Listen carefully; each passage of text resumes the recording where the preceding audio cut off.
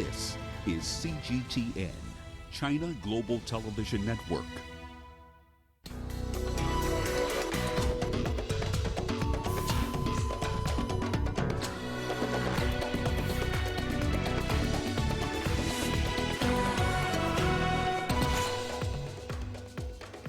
Sudan's Prime Minister Abdalla Hamdok survives assassination attempt. Coronavirus cases spike in Egypt as death toll around the world passes 3,800. And 1 year on, Ethiopian families remember victims of the 737 MAX plane crash as interim report blames Boeing. Hello and welcome to CGTN. This is Africa Live and I'm Karen Roberts in Nairobi. Also coming up in the programme. Oil prices plunge by over 20% after Saudi Arabia steps up production on failed OPEC deal. And in sport, Nigeria joins Kenya and Ethiopia on the watch list of countries with the highest doping risk. Well, our reporters are standing by in different parts of the world with the latest at this hour in Cairo. CGTN's Adel El Mahrouhi will be telling us more about that assassination attempt on Sudanese Prime Minister Abdalla Hamdok. And in Rome, Ross Cullen is covering the impact of coronavirus on Italy. Africa Live begins now. We begin in Sudan, where the country's Prime Minister Abdalla Hamdok has survived an assassination attempt. His convoy was targeted in the capital Khartoum. That's according to Sudanese state television. Hamdok has now been moved to a safe location. Investigations are underway. Well, let's get more from our reporter Adel El Mahrouhi, who is joining us live now from Cairo. Adel, what more do we know about this attempt on the Sudanese Prime Minister's life? Sudanese Prime Minister Abdalla Hamdok's convoy was moving in northeast of the capital Khartoum in an area called Kobri Kobar. And there, his convoy was hit by an explosion. According to a statement on Sudanese national television, it indicates that a remote explosion happened. It's still not clear whether that indicates some sort of a projectile from a distance or a bomb or a road bomb planted for the convoy. More information are yet to be coming. But the assistant for the Sudanese Prime Minister has announced that he is in good health and in good condition. No injuries or death casualties have been reported from the other members of the Prime Minister's convoy yet. Abdalla Hamdok, as you've said, has been relocated to a secure location that has so far been not disclosed by the Sudanese government. And officials say they have at least 2 suspects that they are investigating and chasing that may be involved in this assassination attempt against the Sudanese Prime Minister. Okay, thanks very much for that, Adel. That was CGTN's Adel El Mahrouhi there reporting from Cairo.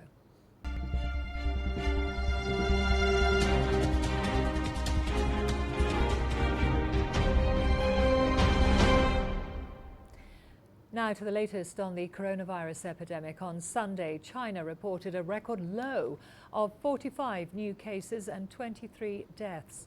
The majority of the new cases are in Hubei province, where the outbreak began. China's total number of confirmed cases stands at nearly 81,000. Over 70% of them have now recovered, while more than 3,000 have died. Outside China, more than 29,000 cases have been reported in over 100 countries. Italy is the worst hit outside Asia, with over 7,400 cases and the highest mortality rate outside China. South Korea has reported nearly 7,500 confirmed cases, with over 50 deaths. Iran is bracing for the largest outbreak in the Middle East. It's reported around 6,500 cases and close to 200 deaths have occurred there. Well, in Italy, where some 16 million people in Lombardy and other parts of the north are now under quarantine, There were 133 deaths reported there on Sunday. It brings the total to 366. More than 7,400 people in the country are confirmed to have the virus. Let's now cross over to Rome, where CGTN's Ross Cullen is standing by for us. Ross, 16 million under quarantine. What's the situation looking like on the ground there?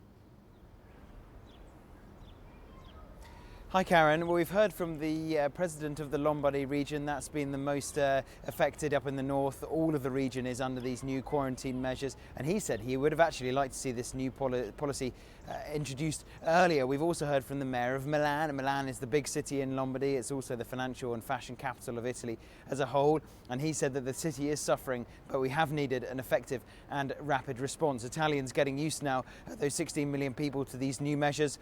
The train services between Rome and Milan, they're usually busy on Monday morning as people travelling between the two.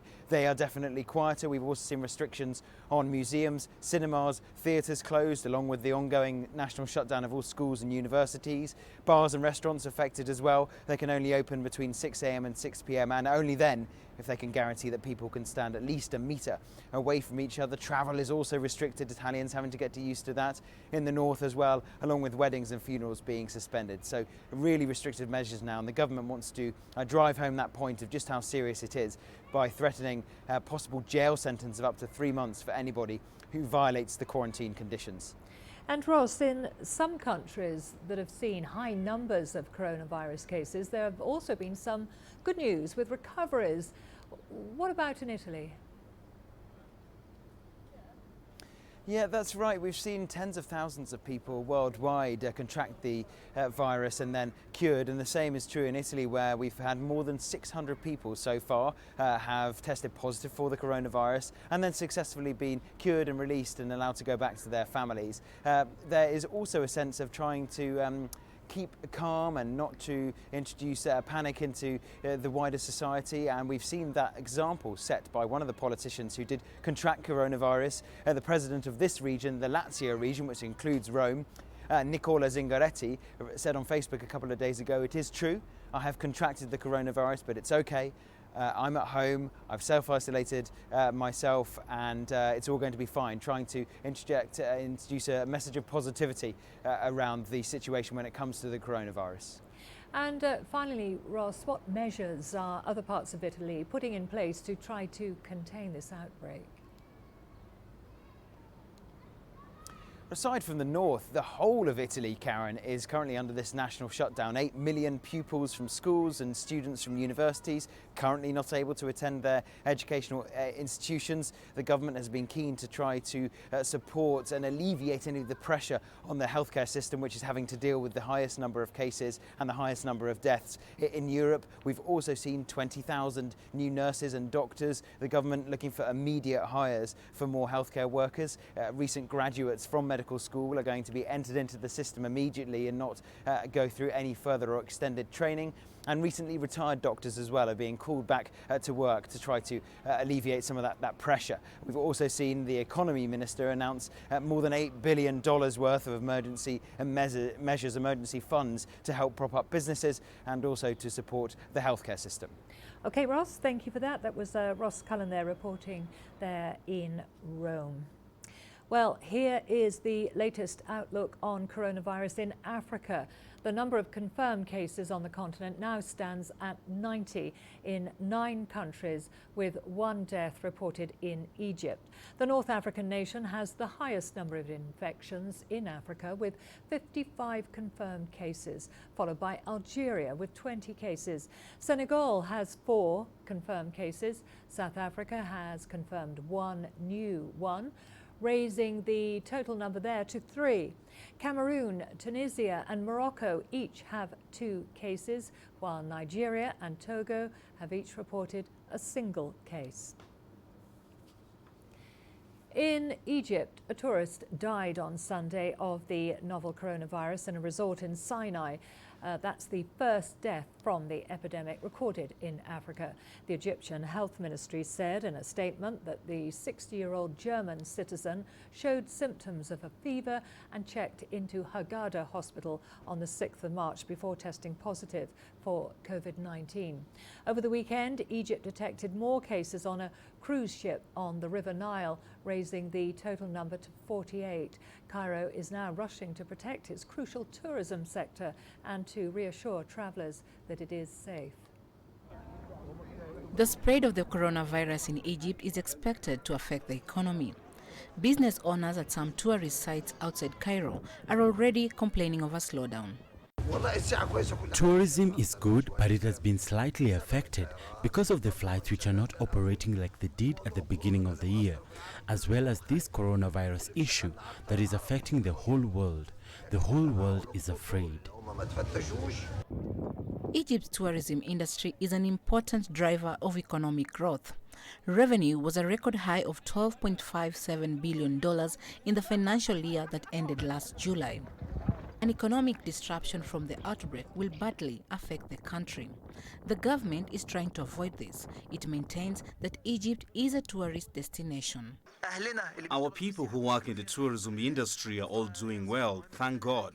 This is a very important visit for us to come and see for ourselves and respond to the rumors that say there are no tourists and that people are afraid to visit. Thank God there are people, and everyone is saying that in their countries there is snow and rain. But here, the weather is sunny and very healthy. A cruise boat struck by the virus in Egypt has been towed outside Luxor and placed under quarantine. Those who tested positive were flown by military plane for quarantine in northern Egypt. Chom Hono, CGTN. Well, after Egypt, Algeria has the second highest number of confirmed cases in Africa. For more on this, we have our correspondent Karim Fez joining us now on the phone from Algiers. Karim, update us on the condition of the 20 patients confirmed with COVID-19 there. Indeed, the Ministry of Health did announce that no confirmed case of contamination with the new coronavirus, so bringing the total of people affected to 20. The ministry reaffirmed that the epidemiology investigation is still underway to identify more people who were in contact with the newly infected with the virus. So the Minister of Health, Population and Hospital Reform, Abdalla bin Bouzid, reassured citizens in Algeria that the situation is under control because the virus, or as he said, or as he put it, affected members of the same family, and that is about 16. So he, on the same occasion, he explained that they were implementing new techniques to detect the virus, but then the whole health sector is on alert, and the situation is not worrying, as he put it. The 20 people who were affected by the virus put in quarantine in the hospital of Boufarik in Blida province technically are being taken care of and everything. So then there were some videos circulating on social media showing some kind of really bad conditions because they felt, according to them, they felt like they were in a jail cell, I mean. So they felt like they're some kind of prisoners. And one of them actually escaped from the hospital. And then he was put back and put in quarantine. So all this situation is worrying for the people, really. Okay, thank you for that update. That was Karim Fez for us there in Algiers. Well, a third person in South Africa has tested positive for COVID-19. The 3 infected patients were part of a group of 10 people travelling together on a recent trip to Italy. In many parts of South Africa, people are bracing for its possible arrival. Schools are teaching children, teachers and parents about prevention measures to guard against infection. Rennie Dilkhan has more. The Western Cape Education Department says it's taking its lead from health authorities, and right now it's using education as its main weapon in the war against the virus.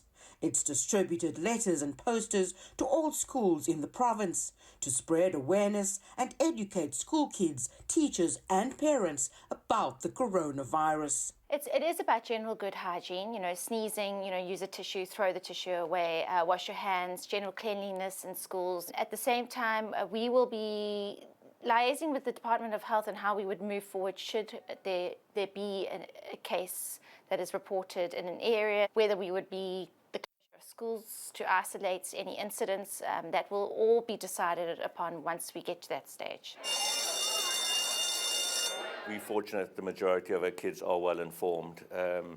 They have the technology, and as you know, social media is extremely powerful tool. So I think they are very, very aware.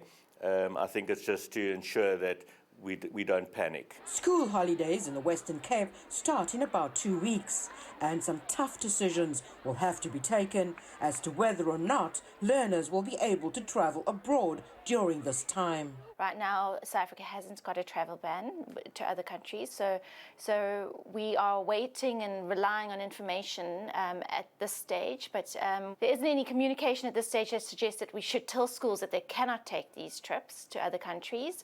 The department says it's also extremely concerned about the impact an outbreak of COVID-19 could have on underprivileged kids who rely on the school feeding scheme for meals, and what effect it will have on teaching time in the classroom. Our main concern is the protection of teaching and learning time. Our learners are only at schools for 200 days a year, and we would want to ensure that we can finish the curriculum in any given year. So that is our main concern, obviously apart from the health and safety of learners and teachers. We just have to be vigilant, and when we get given instructions to take steps like hygiene, washing your hands, we should adhere to that so that we minimize the risk to everybody around us. There have been 32 suspected cases of the novel coronavirus so far in the Western Cape province. According to the Health Department, every one of them has tested negative. Renee Dalcom, CGTN, Cape Town, South Africa. Well, since the outbreak of the coronavirus, misinformation has been causing stigmatization and discrimination. To clear up the misconceptions, CGTN's Daniel Aratmoy had a one-to-one interview with a virologist based in Kenya. For those of us who rely on public transport or taxis, what should we do to avoid contracting the virus? We can take the usual measures of avoiding to touch surfaces that you don't have to touch. Of course, we have to touch some places in the public transport, but when you do, you also need to clean your hands frequently. What can you say about allegations that coronavirus was manufactured in a lab? There is totally no evidence. In fact, I am convinced that this virus was not created in a lab, and that is because it is very similar to other coronaviruses, and we've seen 2 other coronaviruses emerge in this century, and there are many more in the ecosystem that any of these, if it mutates, could cross over and begin to infect humans. Is there a risk of contracting coronavirus through intimacy? There is no evidence that coronavirus is sexually transmitted. But because you're coming close to somebody, if they're infected, either when you kiss them or you come close to them and touch them, that could transmit the virus because you're very close to them. Usually if somebody has coronavirus and you have to be close to them, a safe distance would be 2 meters. And it's very difficult to be intimate at 2 meters. In how prepared are African countries in dealing with this coronavirus? As it is, I would say our systems are fragile. If we have few cases coming in, we will be able to handle them. But we have numerous cases coming in and there's a flooding of new cases, then we may have a problem.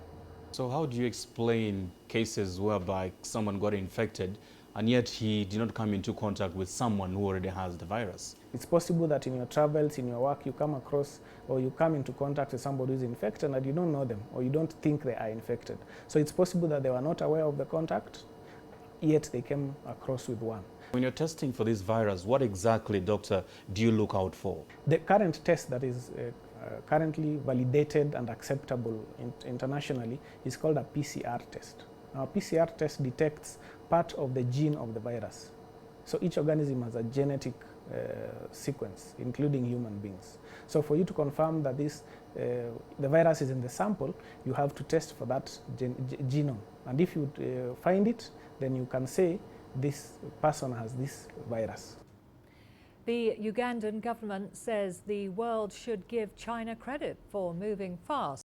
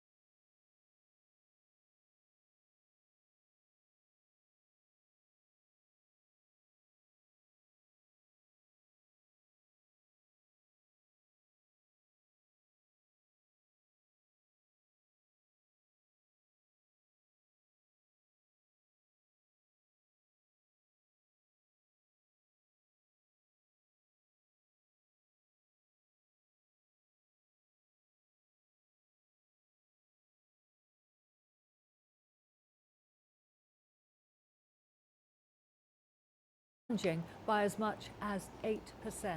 The sell-off carried over into Asia Pacific, where Australia's ASX 200 ended 7.3% lower, the index's biggest plunge since 2008. Japan's Nikkei 225 sank by around 5.1%, while Seoul and Hong Kong were at least down by 4%. Investors usually welcome lower energy costs for industry and consumers, but in the current atmosphere of anxiety, they were rattled by the abrupt plunge in oil prices. First of all, the sharp drop of the oil prices had a lot of investors worried that the economy is going down and flight to safety. And also, the strong of the yen show signs that investors are very worried about the current situation, and then they just want to find the safe assets, which is yen, and that triggered a sharp drop in Japan stock markets as well. The breakdown of the talks between Russia and the OPEC were really surprised by a lot of investors, because most of the investors were expecting some kind of deal would be made, and now the oil prices, because of the negative news, the oil prices dropped significantly, over 30%, from last Friday to until today, and that had a lot of people worried that that might trigger another wave of flight to safety movement. Tunisia has cut its economic growth forecast for this year to 1% from the 2.7% forecast in the 2020 budget.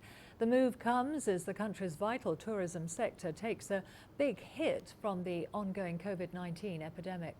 Tunisia will also seek a new loan deal with the International Monetary Fund.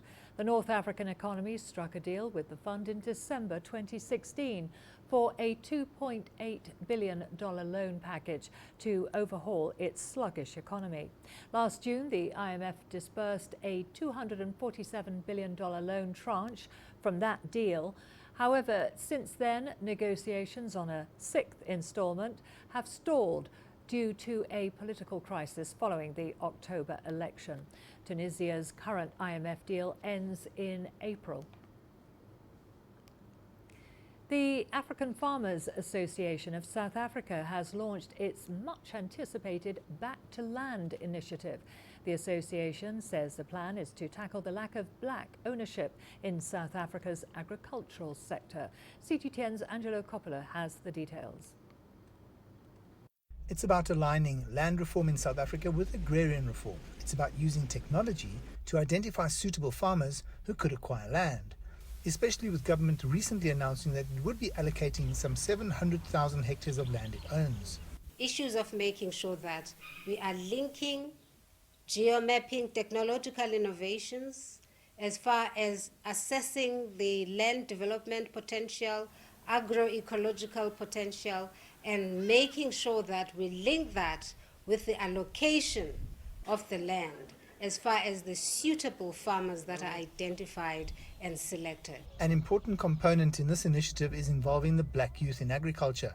This group is also actively involved in geomapping processes. We've trained 8 extension officers, and they are going to the farmers doing the geomapping through the app, Connected Farmer app, together with Vodacom, with the help of Vodacom, and recording them, and we have the information which then comes to our offices, and we can then communicate with the farmers regarding the challenges and the needs that they have.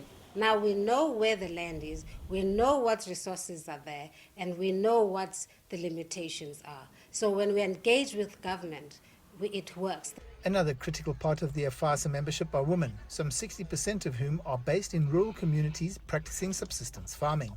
But once you intervene with adequate funding models that will address their dynamics, then it's quite achievable to see a sizable participation of women in the agribusiness. The government has begun activating its land ownership transfer program. 30-year leases with an option to buy at the end of the term are being delivered. That has assisted farmers as far as themselves taking ownership and investment in their own areas. But we go even further as far as making sure that inclusive growth is at the center. Climate adaptations, water access, and all those, and market access. Part of this is a platform which we call APP, the Aggregated Producer Platform, which is basically about aggregating farmers for access to market. South African farmers are facing a range of challenges and they have to be addressed. And this initiative by AFASA will go some way to addressing those needs and requirements of the black farmers in South Africa. I'm Angelo Coppola for CGTN in Tshwane, South Africa. The world celebrated International Women's Day on Sunday, March the 8th, and in South Africa, 2 young women have carved a niche in the country's billion-dollar diamond industry. Kwame Diamonds is one of the very few women-owned polishing businesses in the world. They're accredited by world-renowned diamond producer De Beers and are bringing their own shine to the industry. Here's CGTN's Julie Shear with their story. These South African female entrepreneurs are the diamonds in a rough male-dominated industry. They bring the feminine touch to a sector long associated with illegal dealing and human suffering. We need to change the face of these diamonds. African diamonds are labeled blood diamonds, but it's also ignorance, in my view, that would come into play, because you never know the struggles of another human being until you are in their shoes, you understand? So the wrongs that the diamonds have done, we felt in South Africa, we're coming back, we're going to do this right. We're going to make sure that we show the world that these diamonds are doing good. Tiny, delicate little gems are turned into beautiful bespoke pieces at the Kwame Diamonds factory in Johannesburg.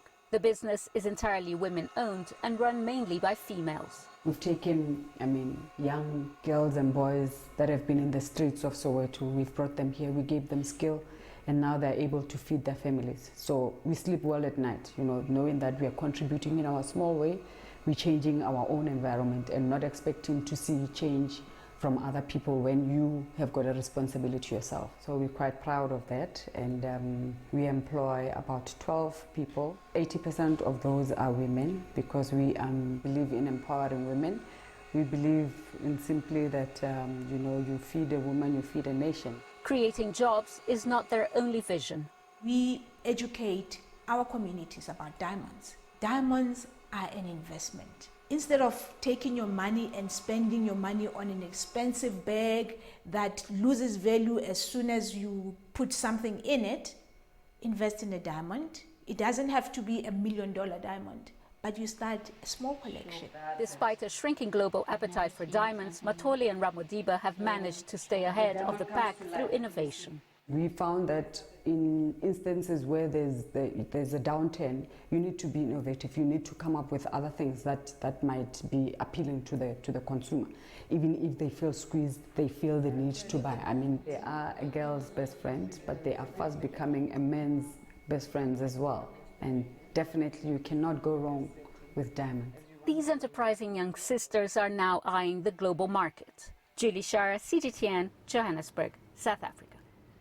The trial of 4 men suspected of the downing of Malaysia Airlines flight MH17 starts in Amsterdam this Monday. The suspects aren't present, but many of the victims' family members are, as they seek closure to a tragedy which began 6 years ago. From Amsterdam, here's Tony Waterman with the latest. It was the morning of July 17th, 2014. 298 people boarded a plane in Amsterdam bound for Kuala Lumpur, Malaysia. 30 miles from the Ukraine-Russia border, contact was lost. It soon emerged that Malaysia Airlines flight MH17 was blown out of the sky with a surface-to-air missile. Over 2/3 of the passengers were Dutch, many of the others Malaysian and Australian. Some were on their way to an AIDS conference, others returning home to Malaysia. A grandfather escorting his 3 young grandchildren home after a holiday in Europe. That incident that has been burnt in my memory was the start of a nightmare that has lasted 5 years. Dutch authorities, aided by international officials, quickly launched what would become the largest criminal investigation in the Netherlands' history. 5 years later, a conclusion and an accusation. Today I already said that we have now been able to see that a Buk Taylor from the Russian Federation, from the armed forces of the Russian Federation, was the Buk Taylor who shot down MH17. The missile was allegedly transported from Russia to Ukraine on the day of the downing, fired off by pro-Russian separatists in conflict-torn eastern Ukraine. It's an accusation the Kremlin has repeatedly denied. Are you saying this was not a Russian missile? This was not a Russian army missile? Of course not. No, of course not. Last year, Dutch investigators issued arrest warrants for 3 Russians and 1 Ukrainian. They don't believe the men pulled the actual trigger, but they hold them responsible for the downing of the plane. The defendants remain at large and are not expected to be present for the trial, which will begin on Monday here at the Schiphol Judicial Complex. If they fail to show, they could be tried in absentia. The trial is expected to last over a year, bringing some closure to families facing a lifetime of loss.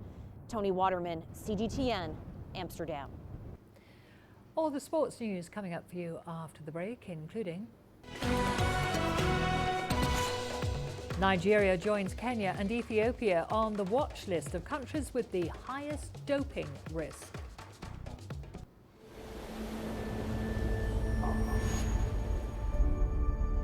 How would you create your legend? On the fields, on the tracks, in the arenas of Africa. Were you born to be a player? Could this moment be yours?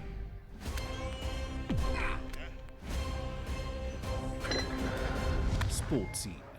Find your game.